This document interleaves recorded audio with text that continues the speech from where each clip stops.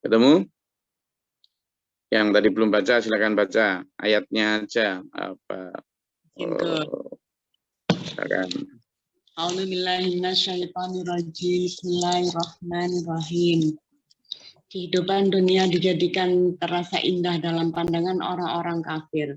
Dan mereka menghina orang-orang yang beriman. Padahal orang-orang yang bertakwa itu berada di atas mereka pada hari kiamat.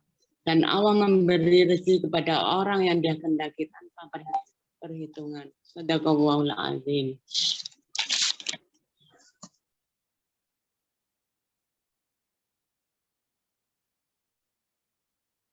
Di situ jelas bahwa dijadikan indah, ya, dijadikan indah dalam pandangan orang-orang kafir, gitu. Dunia ini dijadikan indah dalam pandangan orang-orang kafir, sehingga mereka kemudian ya itu tadi tidak merasa, gitu, tidak merasa bahwa mereka hidup dalam ancaman, bahwa mereka akan masuk neraka, tidak merasa itu. Nah ini yang kemudian manusia makin hari makin tersesat, makin karena nggak ngerasa. Padahal apa yang mereka pandang indah itu sebenarnya adalah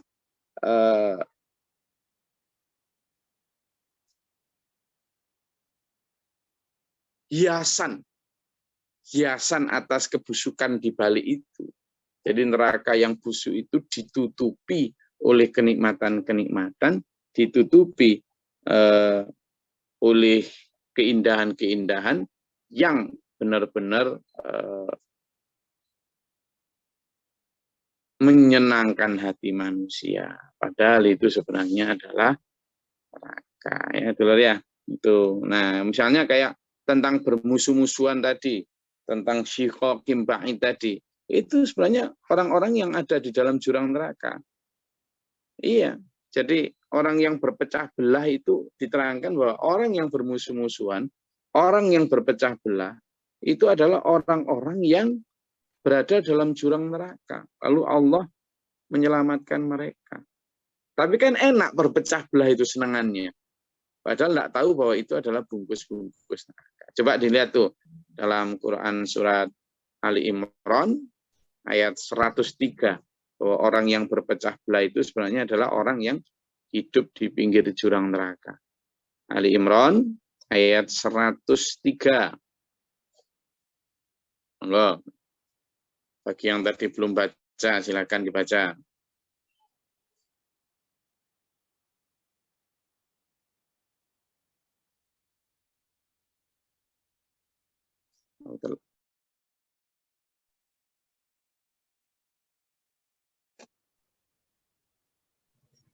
Jen Gus. A'udzubillahi minasyaitonirrajim. Bismillahirrahmanirrahim. Dan berpegang teguhlah kamu semuanya pada tali agama Allah. Dan janganlah kamu bercerai-berai. Dan ingatlah nikmat Allah kepadamu ketika kamu dahulu atau pada masa jahiliyah bermusuhan. Lalu Allah mempersatukan hatimu sehingga dengan karunia-Nya kamu menjadi bersaudara. Sedangkan ketika itu kamu berada di tepi jurang neraka. Lalu Allah menyelamatkan kamu dari sana. Demikianlah Allah menerangkan ayat-ayat-Nya kepadamu agar kamu mendapat petunjuk. Shadaqallahul azim. Terus Gus. Nah, di ayat itu jelas tuh bahwa orang yang berpecah belah itu adalah orang yang berada di pinggir jurang neraka. Gitu lah. Nah, ini yang harus kita pahami secara utuh.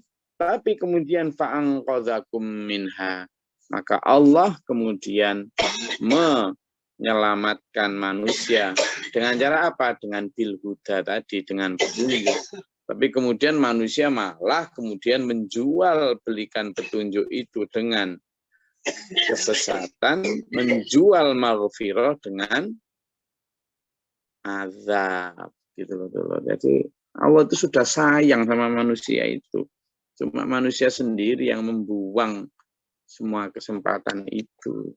Oke. Oke, silakan kalau ada yang mau ditanyakan, monggo. Oh, kalau ada yang mau didiskusikan, silakan.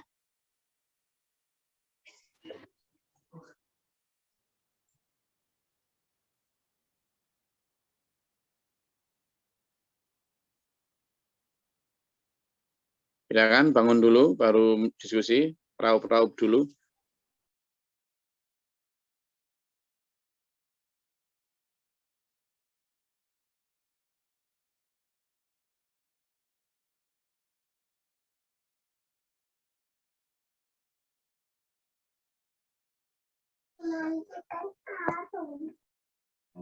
Sehat.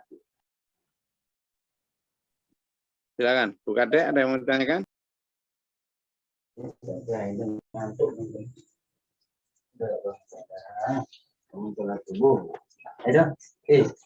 Aida udah masuk itu.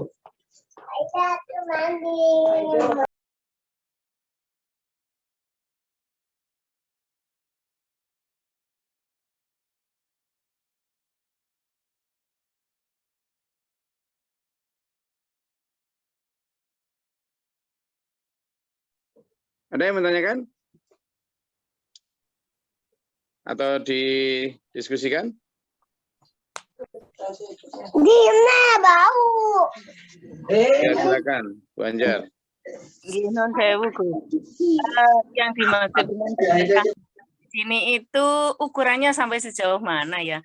Kalau kita lihat di lingkungan kita, di dalam intern kita sendiri, orang-orang Islam itu kan bermacam-macam wadah yang digunakan untuk menyalurkan atau mencari apa ya? Mencari jati diri. Ini kok ingkang kula ngratakan, Gus. Matur suwun. Ya, sebenarnya Quran juga sudah menyatakan nih. Jadi ketika terjadi perselisihan antara, pertama begini, Nabi Muhammad SAW itu sudah memprediksi ya atas wahyu Allah bahwa nanti umat manusia terutama Islam itu akan terpecah-pecah itu sudah diprediksi. Artinya kejadian kalaupun sekarang misalnya terjadi perpecahan yang luar biasa, fragmentasi Islam, kemudian terfragmentasi ya, terpecah-pecah itu sudah terjadi. Dan itu satu hal yang sifatnya bahkan mungkin kita bisa sebut sebagai sunatullah, sebagai sesuatu yang sudah terjadi sejak zaman nabi-nabi sebelumnya juga begitu. Di awal-awal ditunggui para nabinya masih satu, masih bersatu padu, masih dalam bimbingan nabinya. Tapi begitu generasi pertama ditinggal nabinya, jangka lama, mungkin masih bagus karena mereka masih langsung mendengar dari Rasulullah. Tapi generasi kedua bahkan sudah mulai itu terjadi perselisihan pendapat. Bahkan di masa Rasulullah sendiri pun begitu. Begitu Rasulullah wafat, di masa Abu Bakar masih lumayan bersatu lah umat Islam dalam satu tafsir, dalam satu komando. Tapi begitu Umar bin Khattab sudah mulai juga banyak muncul perselisihan antar sahabat bahkan. Kemudian apalagi di masa Ali, di masa Utsman maupun Ali. Nah, ketika perpecahan itu sudah dinubuahkan bahwa nanti kamu berpecah belah, maka kita juga sudah diberitahu oleh Allah dan Rasul-Nya. Ketika terjadi perpecahan yang kuat, ya, terjadi perpecahan yang ada perselisihan, maka kalimatnya jelas, faruddu ilallahi war rasul. Kembalilah kamu kepada Allah dan Rasul-Nya. Artinya kembalilah kepada Al-Quran dan hadis.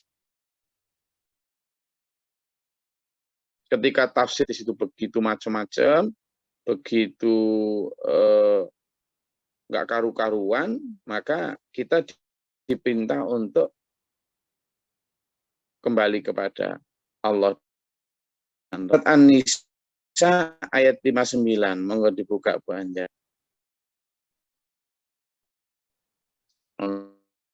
Dalam surat 59.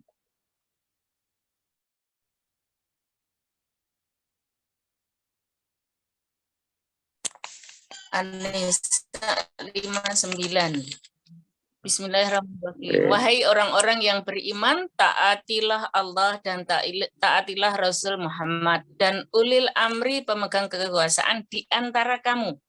Kemudian jika kamu berbeda pendapat tentang sesuatu, maka kembalikanlah kepada Allah, Al-Quran, dan Rasul sunnahnya.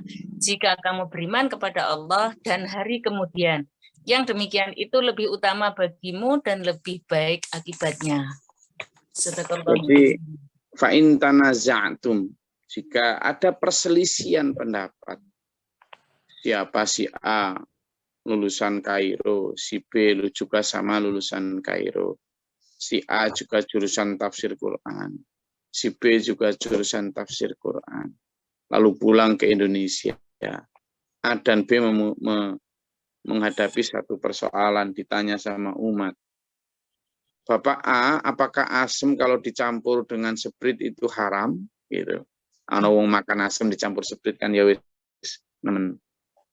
Yang satu mengatakan haram, yang satu mengatakan halal. Padahal yo sama-sama belajar di sana. Dia juga punya guru yang bersanad sampai Rasulullah misalnya. Sama-sama begitu. Loh, kalau kayak gitu siapa yang diturut? Siapa coba? Sama di sini misalnya si Gus satu viral, Gus satunya viral, satunya Ustadz A viral, Ustadz B juga viral. Dua-duanya juga memenuhi standar 12 syarat sebagai seorang mufassirin, mulai dari ahli ini, ahli itu, dan sebagainya. Lalu dua-duanya juga memberi satu hukum, itu kan, misalnya, duduk di atas panci yang panas itu haram apa halal gitu misalnya. Ya halal, haram. Lo kan nggak tahu kita kan namanya orang kan duduk di atas panci yang panas itu halal apa haram. Nah umat sekarang itu yang ditanyakan aneh-aneh kayak Bani Israel. Lah yang satu si A si Gus ini mengatakan halal, yang satu mengatakan haram. Padahal yo dua-duanya ahli nahwu, ahli shorof, ahli hadis. Ya apal Quran, terus kita ikut siapa sebagai orang awam? Akhirnya kan kita ya tetap memilih. Oh saya Gus A saja, oh saya Gus B saja. Oh saya Ustadz ini lebih ini, oh saya Ustadz ini lebih ini. Loh, kan akhirnya sampean yang jadi hakim untuk menentukan si A si B itu masuk kriteria benar atau hebat atau enggak. Kan kita akhirnya. Jadi yang mazhabnya siapa? Akhirnya kita yang jadi mazhab kan. Akhirnya kita itu.